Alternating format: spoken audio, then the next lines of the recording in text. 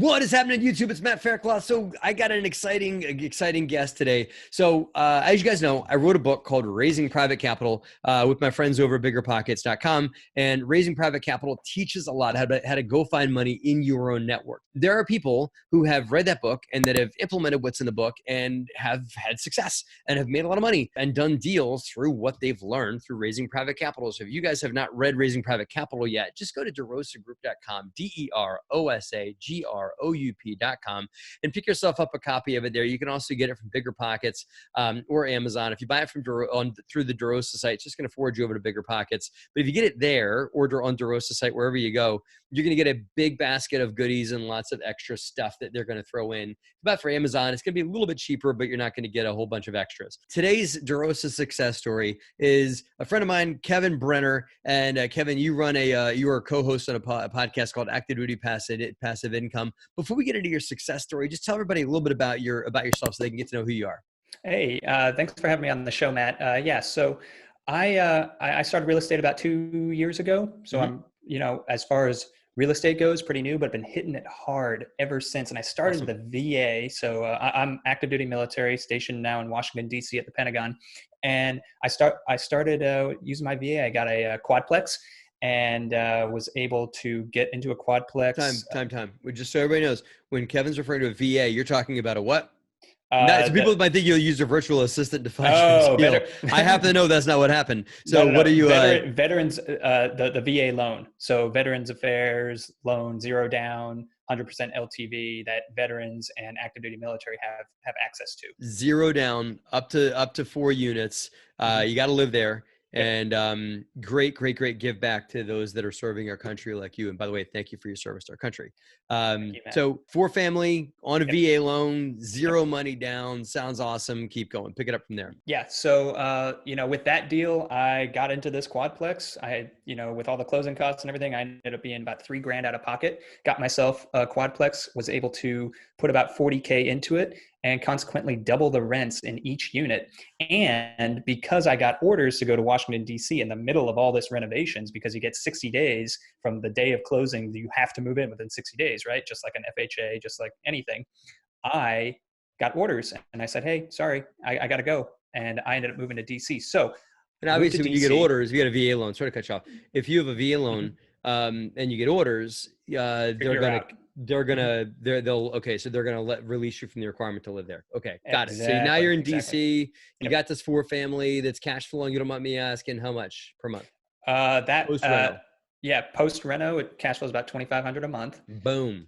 And well done. Now that was before the COVID crazy, because I had to drop a lot of rent. We know, but that was when times were good, but it's still cash flowing. It's still cash flowing, and that's the awesome part. So I'm able to reinvest a lot of that capital. That's awesome. So So then what? You get $2,500 a month coming in. Property you're going to live in, 0% down VA loan. That's exciting, but not everybody has access to that kind of thing. And so then what? So I move up to DC. I'm keeping all of my connections. This is in Savannah, Georgia, my market where I invest, keeping all these connections going. And I get a call from my agent, who is also a veteran himself, a West Point graduate. And he calls me up and says, hey man, there is a quadplex that came up on the market 2 blocks from your property. Whoa. And I think it's perfect for you. And I was like, all right, let's put an offer in on it. It came on the market within 6 hours. There were like 6 different offers. Wow. And we ended up losing out. And I was like, well, lesson learned. We tried. We'll get it next time. Wasn't meant to be. Wasn't meant to be. And fast forward, maybe 6-8 weeks or something like that, I get another call and said, hey, remember that quad that you put the offer in on? Well, I know the seller's agent, and they said, he called me and said the other buyers couldn't get the financing together. They obviously didn't read your book, and they couldn't get their stuff together. I'll keep it PG. Yeah. And like, do you want this? And I was like, heck yeah, I want it. And so in that 6 months, I was trying to figure out, I was like, well, I know I want to keep doing this. So what do I got to do? So I think after I put a full list offer in, $318,000, full list offer, get it under contract. I have nowhere near the $85,000 I need that's a down payment. You know, I had Yep. nowhere near that amount of money. And you couldn't VA loan it again, right? Nope. Like okay, got it. Nope. So you can't VA loan it again. He can't go zero money down. He's got to go 20% down, likely on a $318,000 plus. Yeah, 25% down. Plus closing cost. So how much did you need to close that you didn't? And you're checking your pockets like, geez, I'm a little short. So how much did you need to close? So I mean, I needed the 85,000.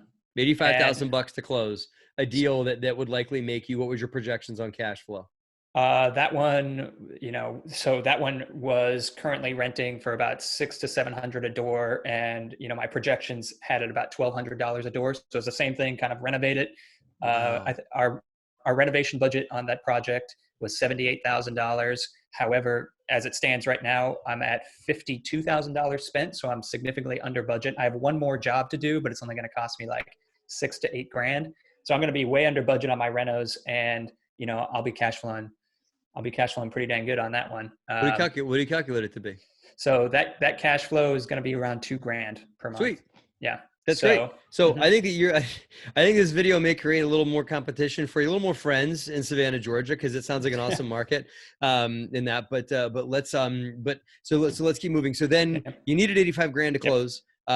You were like, you know, so now what? Where do I go? Well, so I in that entire time, you know, like between when I got locked out of the deal to when it opened back up, I was listening to your book. Every day I take the train to work, and I listen to the book on my headphones on the metro going to the Pentagon every day, and I'm listening, and I'm like, okay, well, let's reach out to family. So I reached out to family. Hey guys, I really want to get into real estate. My brother and sister-in-law are both high net worth earners, and they were like, hey, we're interested.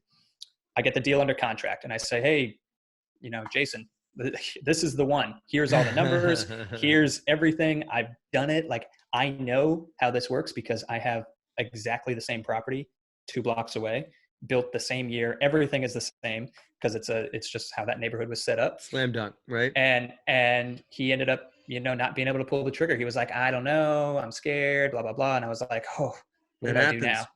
And a note here, guys, and I talk about this in the book, but I talk about it here. A lot of times, yes, to invest with you doesn't turn into a check, and that's okay. But you got to count for, you probably got to get 2 yeses to get 1 check. Because people have things come up. Yeah. You know, people have like, oh, you know, my kid's got to go to college, or hate to say it, my spouse said no, because you maybe have one aggressive spouse that wants to invest and one little more conservative spouse. And now for a lot of reasons, a yes doesn't always turn into a check. So this happened to you, Kevin. So then what? Yeah.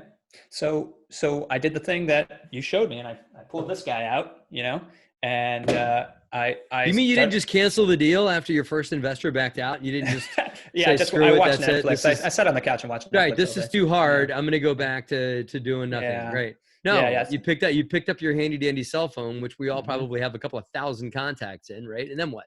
And so I started texting some college buddies, and I said, hey guys, and I had posted on, so while this is going on, I'm also highly involved in active duty passive income, which is its own private community of 10,000 members. And people know me. I'm doing a lot of social media interaction. So I'm not just coming completely out of left field.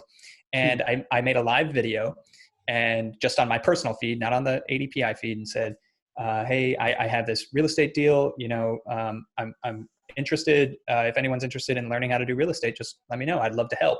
I didn't mention anything about the deal, the money, anything like that. I just said, you know, I'd like to help you guys. And it was all to my personal friends.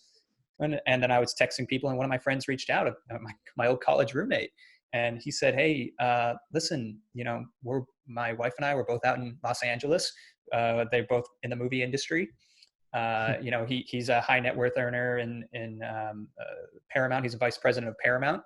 And he was like, that'll do it. Yeah. He's like, I got this 6-figure bonus this year, and it's still not enough for a down payment for a house in LA. We still rent in LA because it's LA. And I was like, yeah, that sounds insane. He's like, but I know, you know, he was telling me, he's like, my father was into real estate, and like my father wants me to get, you know, he grew up in Alabama, and he's like, you know, your money goes further in the South, and this, that, and the other.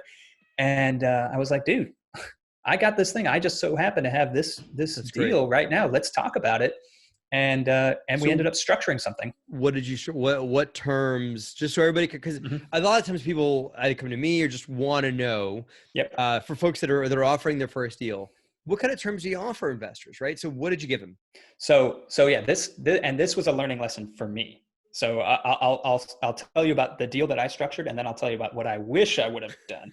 But tell me what you did and what you would like to do. Yeah. So well, you're moving forward when the next four family shows up, because you know it will, right? Oh yeah. So go ahead. Yeah. So what I ended up doing was, he we set up a private money loan. So we did the promissory note, we did the whole, got it all legal, everything like you say in the book, do it the right way. And with the LLC and everything, and it was for the down payment, which was down payment and closing costs. It was like $85,500, something like that, and change.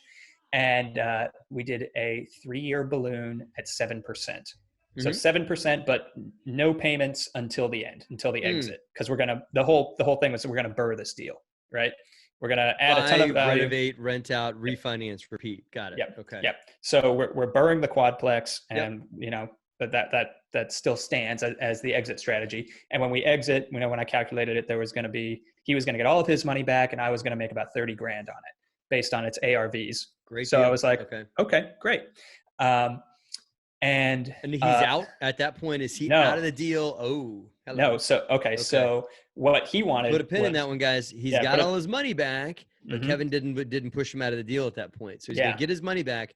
But then he's a residual. Then he gets 25% of the company that owns the property. So, and that was that to me, was what I had to do to make the deal happen. And, also he wanted to learn real estate, and he knows that, with what I do, I coach 100 students. Like, he's learning. So he's one of my students now as well. And it was my first one. Let me pause and just comment on that. So you gave, you got the deal done, right? And the most important thing, guys, is get the deal closed, because you get to live another day, do another deal.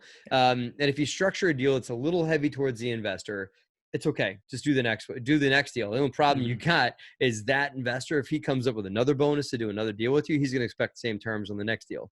So that's the only reason why you want to be a little more shrewd when you negotiate terms, guys, because investors are never going to want to pull back on terms. They're only going to want to they'll at least want to keep things where they are, if not increase them, if not move the needle a little more in their favor, but they're not going to want to do a deal where it's less in their favor the second time. So you've kind of established a precedent with him, right? That said, you closed a deal and you've got something you can fly on your flagpole, and now you got some students that are learning from you, and you got some other people that learn how to do what you do. So quickly before we have to move on, what would you have done on the deal moving forward? What I wish I would have done was not only raise the money for the equity, for the initial equity and stuff. I wish I raised the money for the renovation costs. Where'd you get that? Where'd you get was that out of your pocket? Yeah. So that's out of my pocket, and I'm paying myself back. I have a HELOC or a line of credit on my stock portfolio and stuff, which is whatever, but I'm paying for that. And I was like, okay, well, I have 3 years to exit this deal, and the cash flow will more than pay for this, for this to happen. However, the logistics of that and racking up credit card, I have, 0 interest credit cards and stuff that I'm racking up these rental costs on, that I'm paying that back with. I'm playing a shell game with money, and it's frustrating.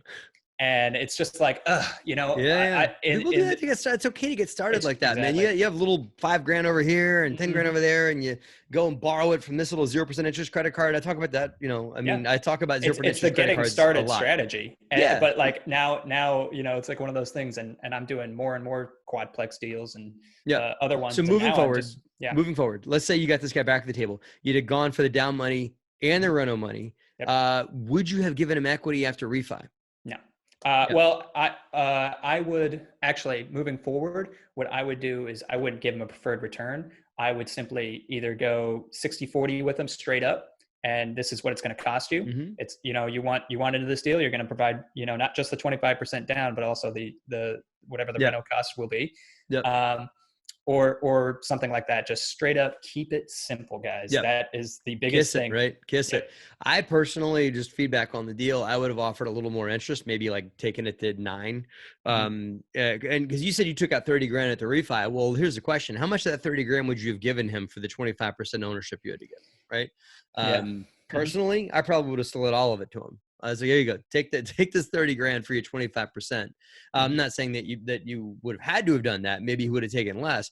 But I would always pay a little higher interest rate in exchange for equity as a buyout. And so I would have paid him more, or maybe a burnout, maybe like after, maybe he gets into the deal. I just thought of this. This is something I haven't done yet, but let's say year 1, he's at 20% ownership. Year 2, he's at 15. Year 3, he's at 10. Year 4, he's at 5. Kind of like a and year 5, he's waterfall. at 0. Well, you just kind of burn him out. Waterfall typically is where going you the are. other way. You can, but you can just slowly push back his equity as the property goes ownership, and maybe you hit certain hurdle rates of cash to him. Once he gets a certain amount of money to him, then he drops to a lower level. Anyway, Kevin, great deal. Thank you for sharing what you learned from raising private capital. So what, now that we've heard more quadplexes or whatever you want to share briefly, what's next for you? And then I want to talk about how people can get a hold of you. Yeah. So pretty much the sky's the limit. So as I briefly mentioned earlier, I'm one of the core members of Active Duty Passive Income, and that entire company, we're 10,000 members strong. And what we do is we teach active duty veterans, active duty military veterans, spouses, military families, how to build generational wealth through real estate investing across all facets. But pretty much what we do is we hone in on single family real estate investing up to 4 units and multifamily real estate investing. And I coach the single family program. So I have about 120 students now. And it's all done in a private Facebook group, and it's awesome. We're learning so much, and those people are crushing it. And then we have the Multifamily Academy, which is just opening up again. But that community is growing so fast, and we are just taking a huge market share out of everything. And the founders of that company, I'm blessed to be able to work with them and be on the core team and really, really enjoying it. But also hosting the podcast, the Active Duty Passive Income podcast, is what I do as well. Got it. So great stuff. You got a lot of good things in the pipeline. People want to hear more about you. They want to reach out and hear how to get a hold of you, or just check out your show, or whatever it is. Where do they go to hear more about you? Yeah. So you could find me on LinkedIn. It's Kevin Brenner. Find me on Facebook. Same thing, Kevin Brenner. Active Duty Passive Income is our community. And then just email me. That's the best way, guys. Honestly, just Kevin@activedutypassiveincome, one word.com. Shoot me an email, and we'll get after it. I love helping. Keep an eye on this young man, ladies and gentlemen. Kevin, you applied some great principles for your deal. You're also, what I notice about you is that you are looking at each deal that you do and taking lessons on how you can tweak it and optimize it to move forward for the next one. So as you do deal, and take this for you guys too that are watching, as you do deal 1 or deal 2 or whatever, think about things you would apply to the next deal. So just be continuous improvement, things you can always do to make the next deal better and everything like that. So Kevin, great lessons. Thank you for sharing today. And I appreciate you being here. Hopefully we'll have to have you back on again soon. And as I know, I was on your Active Duty Passive Income show recently, so looking forward to that episode going out as well. Yeah. Definitely for your audience out there, listen anywhere you listen to podcasts, look up Active Duty Passive Income. I think, Matt, your episode's going to come out in about 3 weeks. And we had a lot of fun. We had a lot of laughs. It was one of those good episodes where you kind of forget the microphones are there. It was fun. I think middle of May, 2020, that'll come out. So great. Good stuff. Guys, thanks for watching. If you have a Derosa success story you would like to submit, just email it to success@derosagroup.com. That is success@derosagroup.com. And you may get right here on the YouTube channel to share your story with everyone else. I appreciate you guys watching. Have a great and profitable week.